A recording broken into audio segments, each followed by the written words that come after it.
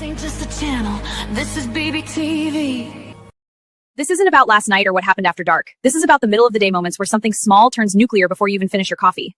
One sentence, one reaction, one emotional spark, and suddenly the whole situation is on fire. Welcome to Freak Out Friday on Ask a Bee, because this one didn't just escalate, it got out of hand real fast. Boss be rising, BBTV's igniting, turn the volume up. Yeah, the whole world's invited, from the gravel road to the neon dream. She built an empire out of broken wings. Boss be rising, sky ain't even the ceiling. When she hits go live, everybody feels it.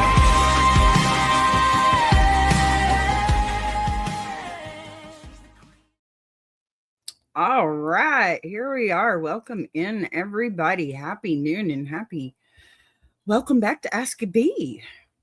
Real quick before we jump into today's story, yes, we made a little switch. What used to be Circle Back Friday is now officially Freak Out Friday, because lately these are the situations that blow up the fastest and they spiral the hardest and leave people standing there afterwards going, what? Wait, how did we even get here? Some Ask a Bee heart. That's what we got. Some real life relationship puzzles. Just now, we're focusing on the moments where everything went sideways in public, in group chats, in families, and in relationships. And we slow it all down together, okay? And if you're new here, here's how this works. This is not a courtroom. This is not a dog pot. And we don't use real names. I transform details, I remix scenarios, and I protect privacy like it's my job, because it is. Because the goal isn't exposing people, okay? It's understanding behavior. What happened, why it escalated, why lines got crossed, and what could have been handled differently before the whole thing, detonated, really. So today, we're doing something I really love. I've started this recently. It's still fresh, but it's getting some really good feedback. So honestly, this has been working so well lately. I'm into it, because as we go through the AITA stories, AITH stories, those stories, okay? I'm going to stop, riff a little on the short chunks, because you know what? I got opinions too, and I want to hear y'all's. So I'm going to take these little short breaks because I want you to tell me what you're thinking already. Even right after the title, I want to know what you're thinking. So y'all tell me in the chat and we'll talk about this, okay? We can make this show longer. If you guys will just come in and give me a little tap in the comments, hit that like button. That would be so greatly appreciated. And subscribe if you like these stories, because who doesn't like Am I the A-hole stories, right? Okay. We don't have flags here, even though I love Dustin Pointer and his show. He is amazing. We don't do craziness with relationships all that much here, because, Charlotte Dara, those are my two favorites on here. And I'm just going to put that out there. Here's the thing. I have honey and stingers. This is BBTV. I am Boss B. So we got to stick with the hive, right? All right. So we're going to decide together whether each moment feels more like honey, meaning empathy, understandable reaction, human nerves, or you get the stinger, meaning escalation, bad framing, boundary crossing, or just plain throwing gasoline on something that was already burning. Listen, I want you in the comments while we do it, okay? Tell me what you're seeing. Are you leaning towards honey? Are you leaning towards stinger? And look, I'm going to give you an idea what that's all about, because here you go with some honey. And we have a couple. We do a few here. We don't, one is better than the other. We know this. There's some stingers going on here. I love my bumblebee. All right. And we got a little fire, because today I think we're about fire. So just let me know. Did it start one way and flip halfway through? Because the real fun is watching where chat agrees and where we split. And I'll tell you right now, Am I the Eight Hole has been one of the best things I could have tried for this show. And yes, I'm going to be selfish about this. It's fun. Okay. It's fun because not because I'm laughing at what's going on or the people that it's happening to. Okay. Because we are looking at real world issues that we can just dissect and fix ourselves.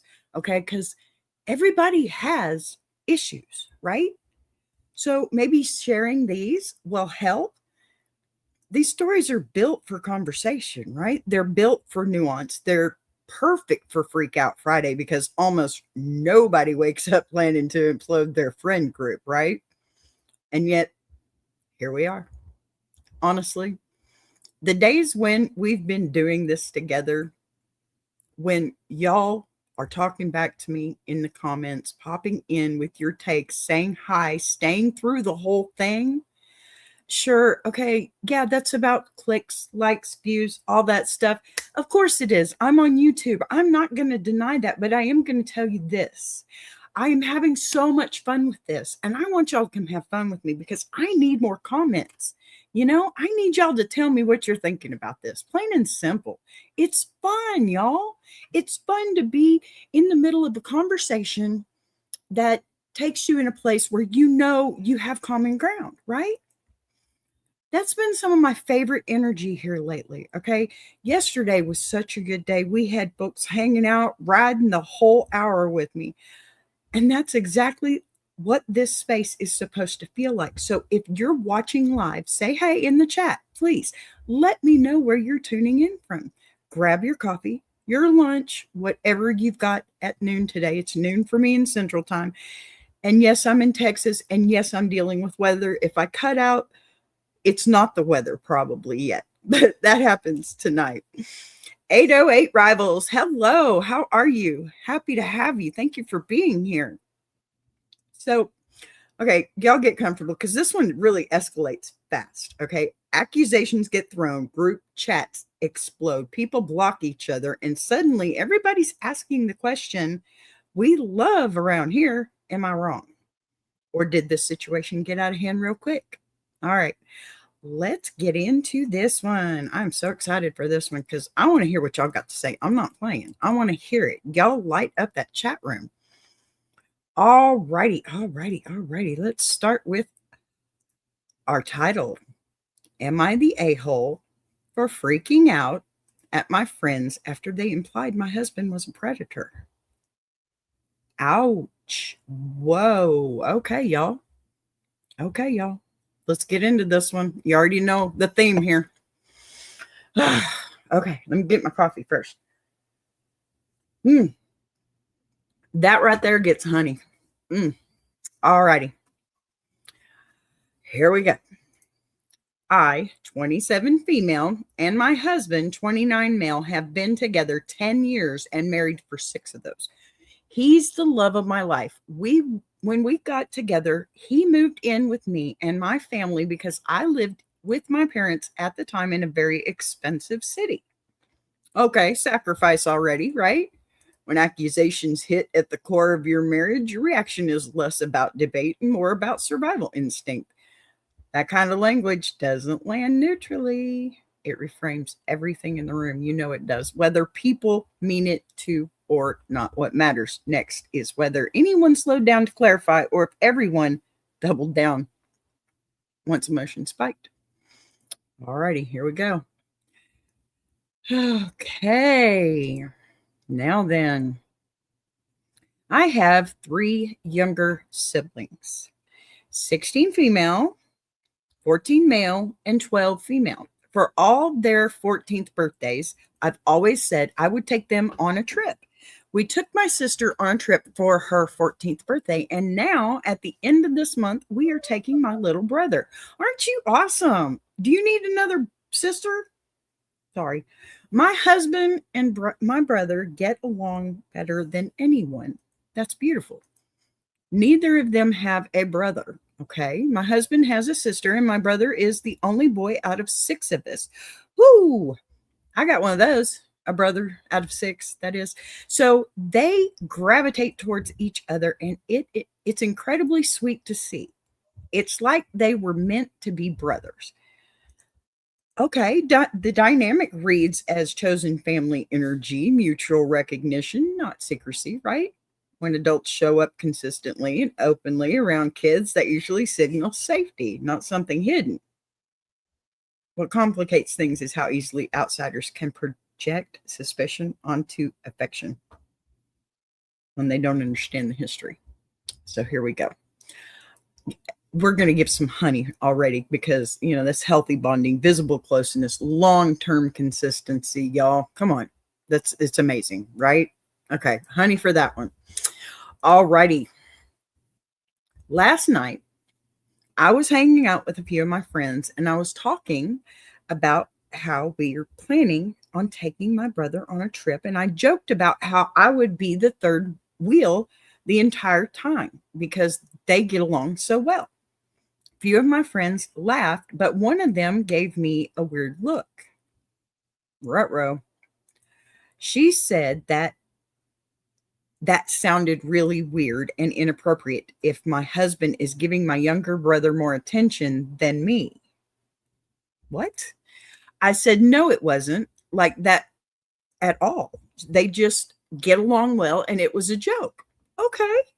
I got nothing wrong with that. That friend didn't just clock the joke. She immediately reframed it in a what manner?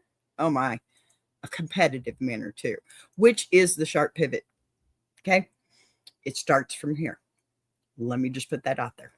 It starts from here. When someone jumps there that fast, it changes the temperature of the whole conversation. What matters is whether she was fishing for clarification or planting a narrative. So, little friend, you get a stinger, honey. You get a stinger.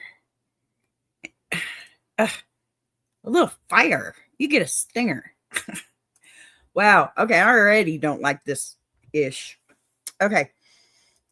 Whew, okay. Let me get back over here. So said friend then said it was inappropriate that my almost 30-year-old husband is so close with my brother, who is a minor, and said she wouldn't be surprised if it was like a grooming situation and I'm blind to it. Oh, this is why I did this. Okay. I'm just going to say this. This is why I did this. That's my what the fork move. Okay. That crosses from discomfort into a loaded accusation, especially when it's framed as something you're supposedly ignoring. Okay. Dropping a word like that rewrites the whole relationship in one stroke and forces you into defense mode. Oh, more stingers here for you, lady.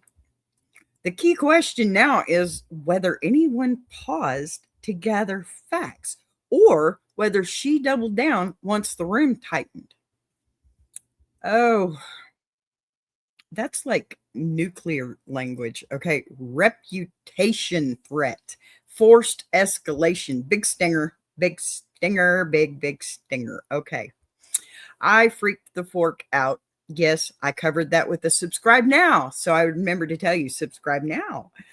I freaked the fork out, not gonna lie. I yelled at, yes, I liked saying it a second time. I yelled at her, how dare she imply anything like that about my husband, who she has met and gets along with.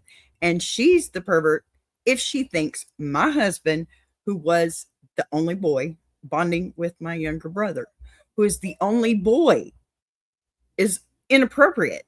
I left then and went home. And since then, the group chat has been blowing up with people taking sides, either agreeing that it is kind of weird and others saying she was way out of line and needs to get over herself. Well, that's for sure. Okay, once a word like that, just that one word, is dropped, most people stop debating and start protecting. So the volume spike isn't surprising, is it? At the same time, calling someone pervert back turns turns the spotlight from the accusation to the explosion. Big time explosion, right? We're talking nuclear. So group chats love escalation, okay? Because nobody has to de-escalate in real time. More stingers, counterattack, spiral, public pile-on, conflict spread. Oh, my goodness.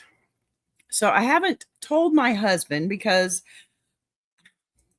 I don't want him to feel weird, but I'm starting to feel bad about how I handled it and thinking I overreacted and should have just left. Am I the a-hole? Okay, let's talk about this for a minute. We're going to have a lot to talk about this one, okay? Because, yeah, no. So that aftershock guilt is familiar. Once the adrenaline burns off, your brain stops replaying the accusations and starts replaying your own tone, your volume, your exit. That doesn't mean your instinct to defend was wrong. It means you're wired for reflection after conflict, not just combat. Look, there's a psychological gap between protecting someone you love and wishing the moment had unfolded with more control. And most people live right in that space afterwards, wondering whether they should have shut things down without torching the whole room. What complicates it's the silence with your husband. I can't agree with what you did. You got to tell him. Okay, you got to tell him. Hello, Y2K Golden. Good to have you. Thank you for being here. So holding that back, it can feel protective, but it can also start turning into a secret you're carrying alone. And secrets have weight, right? You're not just asking whether you overreacted. You're asking whether your reaction created new damage. You now have to manage, and socially and emotionally. That's a very different question than whether the accusation itself was outrageous. And that tension between loyalty, reputation, friendships, and your own composure is where Freak Out Friday really lives. So before we can talk verdicts, there's a pause here that matters. What do repair boundaries or distance look like after something detonates like this? Because, at that moment, right after the explosion, the part where everyone starts texting and talking sides and you're sitting alone wondering if you should have just walked out quietly. Yeah, that's usually where the real consequences start stacking. Let's hold right there for a beat, okay? Because I'm already having issues with dogs and stuff, but because this is the point in the story where people decide what kind of fallout they're willing to live with before we move into the next part. I just want to say this is honey to me. Post-conflict reflection, loyalty, tension, repair, instinct. That's honey because I think she recognized everything that she needed to. And in that moment, right? I mean, I don't agree with her not telling her husband. Okay. I just don't agree with that. You need to tell him right now. It's important. It's about him. And it is a very bad accusation, right? So talk to him. You got to tell him about this, right? You got to tell him. You just got to. I'm sorry. Forgive me. But you got to. There's no question about this because think about this. It's going to devastate him either way. If you tell him and work through it with him, knowing full well that he's not who they're trying to say he is, that not only shows strength in your relationship, but it also shows strength in your ability to handle the good and the bad, because that's what you got married with, right? For better or for worse. Okay. I'm not saying he's that. It sounds to me like your husband, and you know what? I completely agree. After 10 years, you would know your husband. So You know, I agree with your argument. I'm not sure if I agree with everything that you've said or how you've handled it. I think maybe I probably would have handled it differently, because I'll tell you this right now, I'd have jumped for her. Don't you dare say something like that in public about anybody I love, because that ain't right. I'm, what is it? Fafa? Fork around and find out? Yeah, I have a temper when it comes to things I love, and I'm okay with that. So, not saying I'd hurt anybody, because that's not what we do here. We don't talk about hurting people. What we do here, though, is talk about these situations. So when if this ever comes up in our own lives, all we have to do is say, okay, I know somebody that handled it like this. Maybe I should think about that. That's all we're here to do. I'm not trying to make everything perfect for anybody. Now, listen, that's not the end of the story, but I am going to take a quick break for the dogs, for myself, and for this amazing song. So y'all don't miss this, okay? I'll be right back.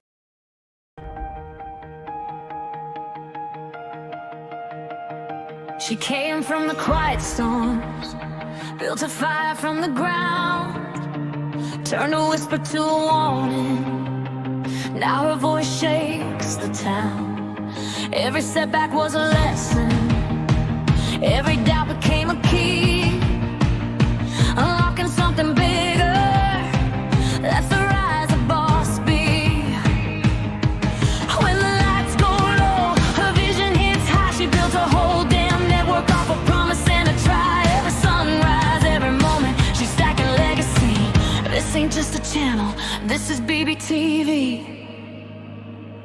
Boss B rising, BBTV's igniting. Turn the volume up, yeah, the whole world's invited. From the gravel roads to the neon dreams, she built an empire out of broken wings. Boss B rising, sky ain't even the ceiling. When she hits go live, everybody feels it.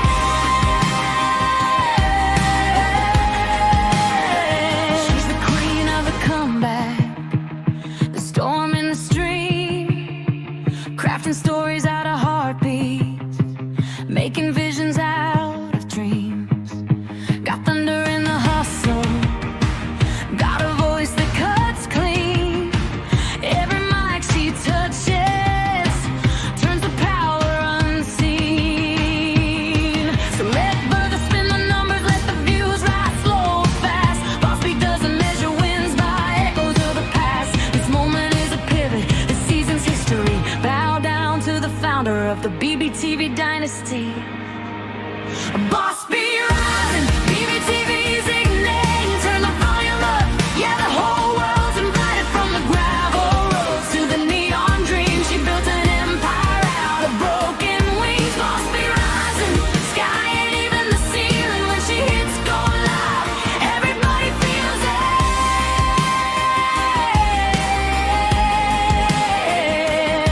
She's got fire in the head, it's got truth in the frame, got a heart that won't retire and a gift you can't name. Every loop, every letter, every dream she sets free, it's a love note to the world sign. Boss B. And the world keeps watching as the numbers climb, but she's counting all the moments, not the dollar signs. From the late night grind to the daylight scene, she's building something bigger than the algorithm's dream. Boss B rising, BBTV shining, her story's rewriting, a legacy in real time. Boss B rising, BBTV's igniting. Turn the volume up, yeah, the whole world's invited. From the gravel roads to the neon dreams, she built an empire out of broken wings. Boss B rising, sky ain't even the ceiling. When she hits go live, everybody feels it.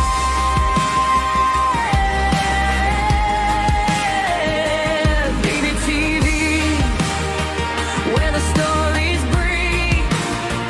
BBTV,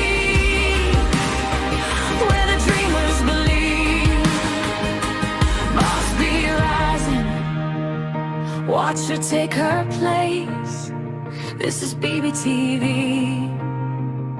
This is her grace.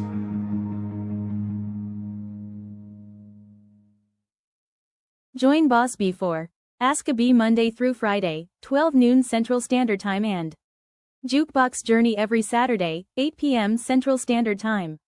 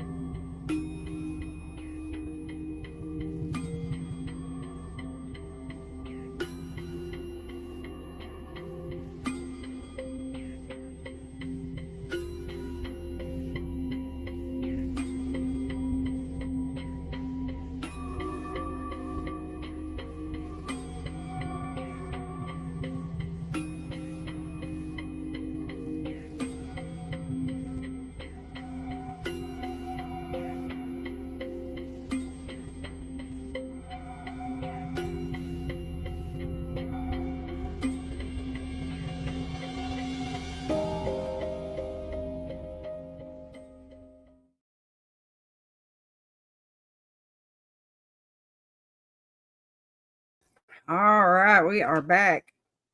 Sorry, that probably is the internet. Okay, so we do have more to the story. Like I said, there's a little bit here that we got kind of a couple of updates first, but this story was kind of short, even though it was quite detailed. But yeah, there's a little bit of updates, and then I pulled out some comments that I thought were absolutely perfect for commenting. These people made me proud to know that there are humans out there, okay? So, all right, we're going to start here. This was some points that she edited into that she wanted to make. I mean, can you blame her? Probably not. So, let's see here. Oh, where am I at now? Sorry.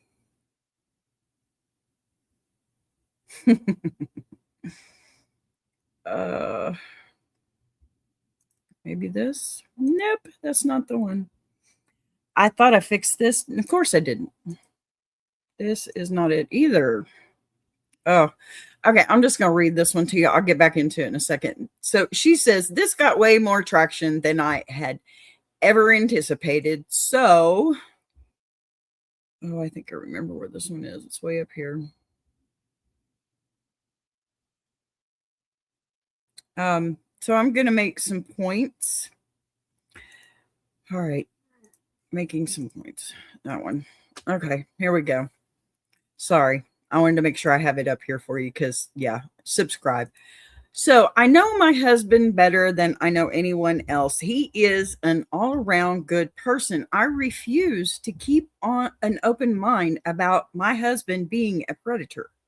The father of my children, okay? He has never given me any reason to even think about raising an eyebrow at any interaction he has ever had with any minor. Some people are just evil short starters.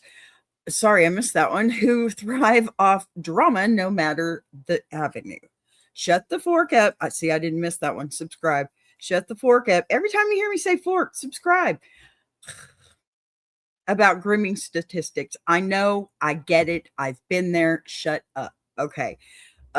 There are a lot of other comments that were there, and these were from her as well. I just want to preface this one a little bit.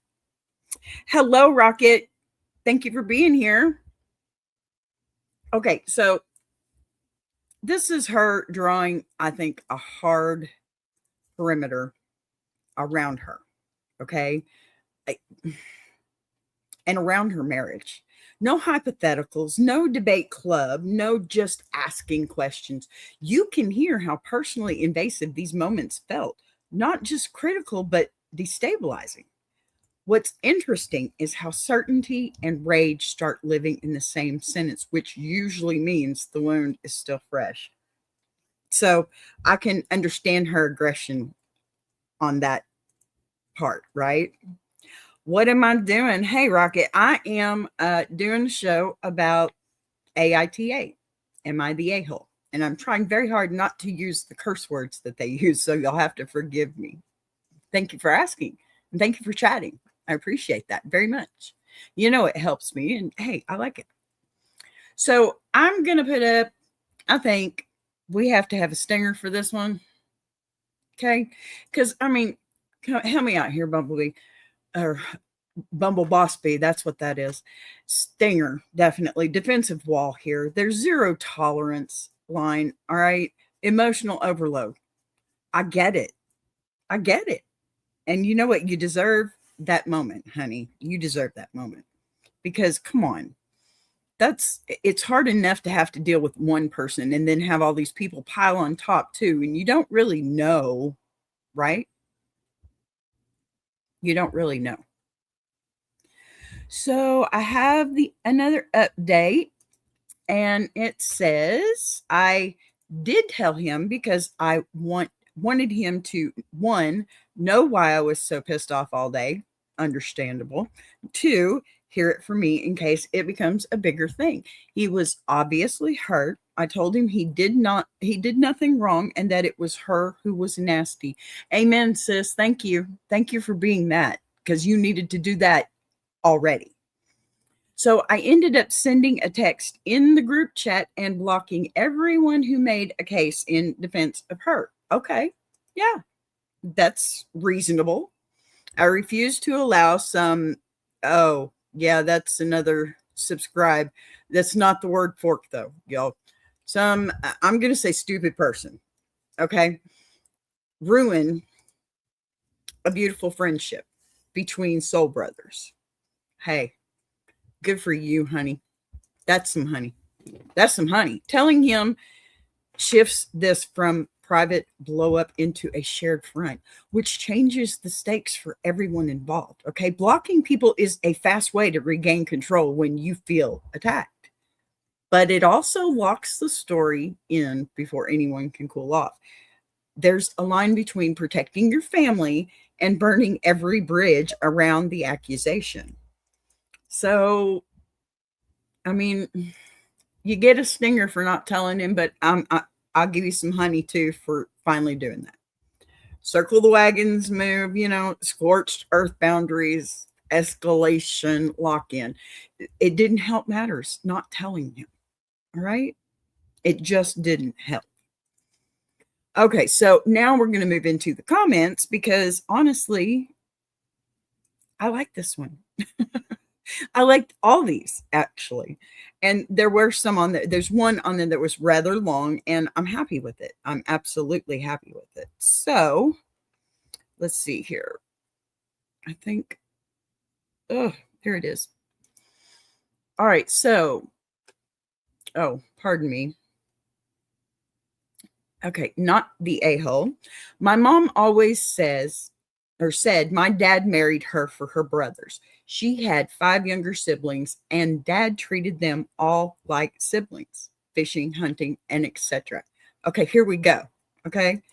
That comment is trying to normalize the dynamic by pointing to another family where closeness with siblings wasn't suspicious at all. It reframes affection as ordinary, not exceptional. What's subtle is how examples like this can calm panic. It would for me, or even harden someone who already feels attacked. So for this comment, we get some honey. Y'all, we get some honey for this one. Thank you for sending that in. I know you probably won't ever see this, but you get some honey because that was normalization, right? Reassurance attempt, counterweight story. It was a light in a frame of darkness. Let's put it that way. Okay. A light in a frame of darkness, plain and simple. And that's a good thing to be. It's a good thing to have. So, all right. Darn it. I don't know why I'm having a hard time with these now. I fixed them. I swear I fixed them. I think it's this one. Let me see here. All right. So my partner's brother and I adopted each other as brothers. We were instant buddies. And over the years, he has become one of my best friends. He lives a couple of hours away and he always sees me when he is in town, but not always her. Him soon becoming my official brother is a big bonus to marrying my dream woman. He's also a couple of years older than me, but the spirit still stands. It's amazing to be joining a family that feels like family, and nurturing and cherishing those relationships is worthwhile. Amen, my friend. Honey for you. Honey for you. This one leans hard into chosen family, and that's a good logic. Marriage expanding the circle, not shrinking it. It frames closeness as something to celebrate, not scrutinize. The interesting tension is whether stories like this open space for nuance or just reinforce how entrenched everyone already is. So yeah, you're definitely going to have some honey for this one, because you expanded the frame for family, right? Affirmation, all that stuff, that wonderful stuff, relational safety signals, right? I mean, that's amazing, and thank you for doing that. I think that needed to be said. You need to tell people your story so that when you tell people your story, it's organic. They feel like they know you after the story. And no, they don't know you. Okay. No, it doesn't automatically mean that they understand you either, but they've got a piece of your story. And it's okay to share a piece of your story with others. You should share a piece of your story with others, because seriously, it's like, maybe if somebody knew a little bit more about you, they wouldn't judge you by the way you look. That's the biggest problem in this world. People need to stop judging people so much by their cover. I can walk up to any door looking like I am right now, any door in my neighborhood, and I'm okay. They don't think that I live in the neighborhood, but they don't look at me sideways or nothing. If I go 2 miles to, I don't know, the east of me, or whichever way the other city is, it's very close. I'm on the line, but I can go over there probably a mile away, and I can knock on somebody's door and they will look at me like I just darkened their doorstep. Okay. People need to stop doing things like that. You don't know my story.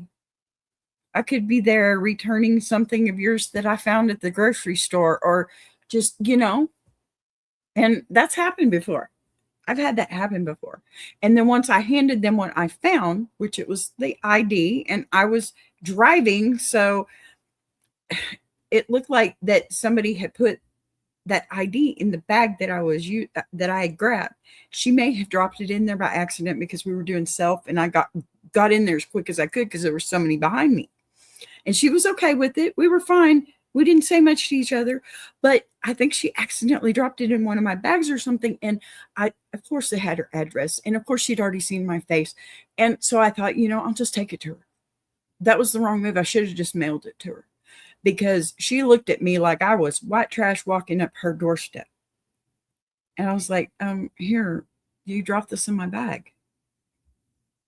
I've been looking for that everywhere. I said, well, I found it for you. Here it is. And then she looked at me again, and she just shut her door. She didn't say thank you. What? Come on, y'all. We got to be better. We got to be better. Okay. Now, let's see here. I think it might be this one. Nope. I don't know why these are all out of order, but they are. So maybe that one. Nope. I give up. Okay, so we got another comment. Maybe it's this one. No, it's not. I just did that one, didn't I? It's got to be like, y'all, I'm not having a good day. Just this weather, and I got some bad news yesterday or last night that really has walked me out. So, yeah, I don't know what's going on here. That is not it either. I will get it. I will find it. It will happen. I know it will. No, no, no. Maybe not today.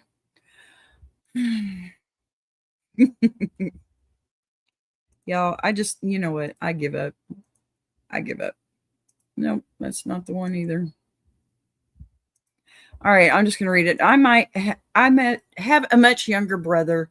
He and my husband are tight. My husband is 25 years older, but they have a shared love of music and board games. My brother had his first child 2 years ago, and have almost 17-year-old. So there has been a lot of dad bonding lately. My teenage son is also in love with his baby cousin, who is a little girl. I think I just remembered which one that was. Sorry. Nope, that's not it either. Whatever. That baby is obsessed with him. LOL. He is the one she runs to for everything. When grandpa is chasing her, she runs to him. It's got to be that one. Nope. I don't understand why. Okay, she only wants him to carry her if he is around. I know, I'm messing this up. Sorry. This one is stacking examples to show how ordinary cross-generation bonding can look when it's healthy in public. It pushes back against suspicion by highlighting visibility, routine, and family context, right? So it makes it look better. And I applaud you for giving us that story, because sometimes people can get ugly and go back at you. So, honey, for normalizing through patterns. Seriously. Visible affection, innocence, defense. I love your story. I absolutely love your story. Okay, number 2. Now, here it is. I'm on track again. So, third comment. I had a big cousin like that. It started because I was sickly and had a scary father. Pardon me, I should have said this. This is actually a comment that was from the story I just read you. That was a comment on the whole story itself. And let's see, I was sickly and had a scary father who wouldn't let them ignore my bad lungs. And so was guaranteed a bed during family events while all the healthy kids had to fight it out or sleep on the floor. Okay. My cousin Jim was 11 years older than me and quickly figured out if he claimed I wanted him to sleep with me or I'd had a nightmare, which wasn't always a lie, and he needed to stay with me, he got the bed too. Okay. I mean, that's typical kids, right? No, it's not. This kid is great. Okay. And wait till we get into this story just a little bit more, because you're going to love this kid. I'm going to be honest. Some of this sounds a little iffy. And there may be some people out there that think, oh, that's a no-go. Well, let me tell you something. Things are a lot different now than they used to be. Okay. And keep that in mind. So this one to me introduces tenderness and caretaking without fear attached. Sorry, not sorry. It reminds people that closeness can come from protection, illness, or simple logistics, not hidden motives. The risk is that soft stories can feel persuasive emotionally, even when the original conflict was changed or charged and ugly, right? Honey, caregiving bond here, innocent framing, emotional counterweight. This one's perfect. I think that's awesome. So, all right, we're still moving through this one. It's a long one. There's sections here. Add to that the fact that he was a bit baby crazy, and my mom was the first aunt or uncle who let him spend time with her baby, because boys don't like babies, don't you know? I like the energy in this one. And we were inseparable. He changed my diapers when my mom was recovering from birth. He stayed with mom and dad for the first few years or few weeks of my life since I was born during his summer break. He learned how to dress me properly for the weather. My second word was Emmy, my best attempt at his name. And he would hold me in his lap and read to me whatever young adult novel he was reading, because my dad told him babies like being read to, but didn't specify what exactly a baby should be read. Times are different, y'all. Don't judge. Apparently, I liked the Hardy Boys. See, times are different, y'all. Hardy Boys was not that bad. Okay. So this keeps the layering normal, right? Visible caretaking until it feels almost mundane. This kid learned how to be a good dad. That's what happened. That's all that happened. Diapers, reading, summer visits, everyone watching. It's pushing against the idea that affection automatically equals danger by showing how embedded the behavior was in family life. What it doesn't resolve is whether public warmth always protects people from private misreadings later on, though. That's why I say times were different, y'all. Okay. Honey. He gets honey. I don't care. He gets honey. Long-term caretaking, family oversight, innocence narrative here. Okay. This guy is so cool. I like this. And you know what? I had a cousin like that kind of too. My mother and father divorced when I was 4 years old. My mother and I lived with my grandmother most of my life, if I wasn't living with my grandmother myself. But I had a cousin, Larry, and he's moved in a very different direction, and I still love him deeply. It's just not a direction I can follow, and I know he understands that. I miss him. It's a hard dynamic because I call him brother cuz. That's what it was. He took care of me when I was younger. When I was in school, if anybody bothered me, he was there to protect me. If somebody come up to me in school and was even the least bit aggressive, he was there to protect me. We went to school together. We did everything together. I mean, we even beat each other's butts, we had fights like that. We were more brother and sister than, unfortunately, him and his sister were. And unfortunately, she's gone now too. So it's dynamics, y'all. You can find common grounds. I have a cousin that was like that. There's some things that he probably shouldn't have made me a part of, but you know what? We were young and he didn't know that. He was just trying to do the best for me that he could, because my mother and father were divorced. And when they first got divorced, we went and lived with my uncle and them. Okay. They helped us out of that mess. So that bonded us even closer. I was only 4 years old.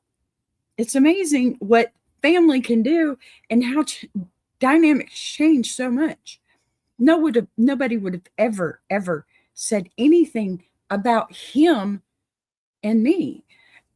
He said, one time he said something about, somebody mentioned kissing cousins. Okay.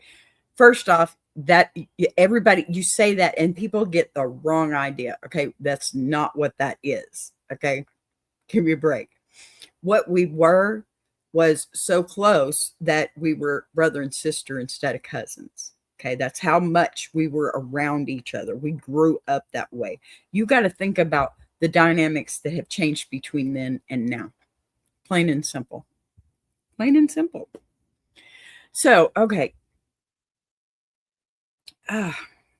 Here we go. When I was annoying toddler, he always made time for me. Even if it was just playing a video game and reading my favorite flavor text. Okay. He got a novel or something based on Mortal Kombat and educated me on every fighter and told me the red stuff that came out of them was raspberry jelly. And if I kept eating PB&J sandwiches, I'd start bleeding blackberry jelly. No, I didn't find this scary. He never let me be scared. He even showed me my first horror movies. And when I got scared, soothed me with Jason wouldn't hurt you. He only kills bad teenagers who don't pay attention to the campers. There you go. I mean, yeah, okay. I'm a little biased on that one. I would never have set down a kid, but I knew better. He didn't. So let's not judge. So you're little, so he's probably helping you make a lanyard or something, right? No. Now it's almost overcorrecting with warmth and humor, tiny rituals, okay? Inside jokes, caretaking wrapped in play. The tone is doing a lot of work here, trying to drown out suspicion with detail. What's interesting is how storytelling itself becomes a shield once people feel a whole category of relationships is being questioned, you know? So I'm y'all can disagree with me if you want to, but I'm gonna say honey for affectionate anecdotes and protective framing, narrative buffering, okay? Because that was awkward, but still what this person probably needed to hear, okay? Because the dynamic, okay, I can't get over this. I just can't get over this. Things have changed so much from the time that this person wrote, or this person was a child in this comment, to now, because these things people would frown upon, but they're still not seeing the real picture. That's the problem. And now everything about this, back then they probably would have prosecuted the cousin. Y'all got to ease up because it's not all that. It's just not. So, okay, let's go back. We have just a couple more. I think this one. I was his favorite human, and he was mine. That's beautiful. I like that. There's more, honey. We're grown now. He's a foster dad. Oh, I remember now. Okay, you're going to love this. Y'all are going to love this. He's a foster dad who is the go-to guy when his local child services has an addict baby. I'm going to cry. He says it's my fault because I was a colicky baby and I desensitized him to baby screams, so he stays cool and calm while the poor little guys detox. Wow. He's an amazing dad. 3 of his foster babies are now legally one of us. One of us. Ah, tell me that didn't just make you feel good. Seriously. Seriously, this wraps the whole memory into a redemption arc, right? Childhood closeness turning into adult caregiving and professional trust. It's meant to land as proof that early tenderness can grow into healthy, protective adulthood. The emotional weight of that outcome makes it powerful and harder for critics to argue against in the moment. Okay. Honey, baby, honey, honey, honey for you. Lots of honey for you. You get lots of honey. You get honey. You get honey. There is a little bit more, just a tad. All right. I might be biased, but I think there's something special about a surly teenager and the baby that idolizes them. Yeah. I've been the baby and I've been the surly teenager. Both are super fun. There you go. That last line zooms out into archetype, right? Turning a personal story into a familiar family trope. It softens the debate by making the bond feel universal instead of suspect. Guys, look before you leap. What this quietly does is moves the conversation from fear back towards, I don't know, ordinary human patterns, right? Honey. It's beautiful to me, and I can't frame it any other way. I think that was amazing, and Thank you for writing in and telling this person that, even though you might have overreacted a little bit, or maybe you should have told him sooner. Here's the thing. Don't react. That's what I say all the time. You need to give yourself some grace. Don't react. It's only going to make it worse. If you feel like you're about to explode, you need to walk away. You don't need to make a scene. It's not going to help your case. It's not going to help your emotional state. And honestly, this letter would have been a lot shorter had you just walked away. All right, let's bring this one home, because you know what? Freak Out Friday stories are going to leave us sitting in that uncomfortable space between loyalty and escalation. It's between protecting your people and wishing you'd chosen a softer exit.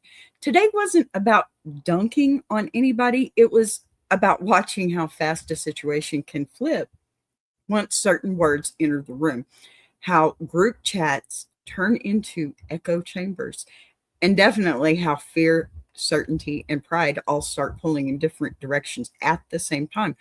That's why I love doing these AITA breakdowns with y'all, because you don't just watch, you participate. You clock the shifts, you call honey when something feels human and understandable, and you throw the stinger when somebody lights a match in a dry room. Pardon me. That back and forth in the comments. Pardon me. It makes this show work for me. It makes it exciting for me. So if you were typing today, if you were thinking it, even if you didn't hit send, thank you for being here with me at noon Central. Now, don't go anywhere just yet, because right before I sign off, I've got two quick things I want you to stick around for. First, you're going to see a brand new promo for Tuber Chat. Yes, I showed it yesterday, but we're showing it again today, and I want you to know it's new and it's improved. And I love you guys. And if you're a creator, a streamer, or somebody trying to grow a channel without losing your mind, this one's for you. You need to go see Tuber Chat. They're amazing. And right after that, you'll also catch, well, VB's going to do it all, but VB's going to bring BBTV promo to you. So hang tight. Let these roll and check them out before you click away, please. Freak Out Friday. It's been amazing. Make sure you're subscribed, please. Don't forget. Okay? Because you love me, right? Hit that like button. Okay? So Bertha, the algorithm, knows we were here working, and come back tomorrow. It's Jukebox Journey for tomorrow night, 8 p.m. Central. If I have power. Just kidding. I'll be here, I'm sure. I have 5G internet from T-Mobile, and it has been a blessing. Okay. So y'all get a hold of Tuber Chat. Get over there. I'm not playing. You'll love them. They're awesome. And I have a feeling this is only going to get better from here. Okay. I'll see you in the next one. Stay right here for the promos. Love you guys. Bye. I want to take a minute to shout out Tuber Chat. If you're a creator who's tired of surface level advice, and actually wants to understand how YouTube works, that's the space. It's real conversations with real creators who are in the trenches building channels, testing ideas. No posturing, no gatekeeping, no fake guru energy, just people sharing what's working, what isn't, and why. If you're serious about growing, learning, and not doing this alone, check out Tuber Chat. The link is in the description. If you're enjoying this show, subscribing is the easiest way to support what's being built here on BBTV. You'll see the join button right next to subscribe. No pressure, no expectations, just an option for people who want to support the channel in a real way. We're live weekdays at 12 p.m. Central, and each day has its own focus. Same honesty, same voice, just different conversations depending on the day. And if you've got a story you want to share, send it in. Anonymous is always fine. Boss be right.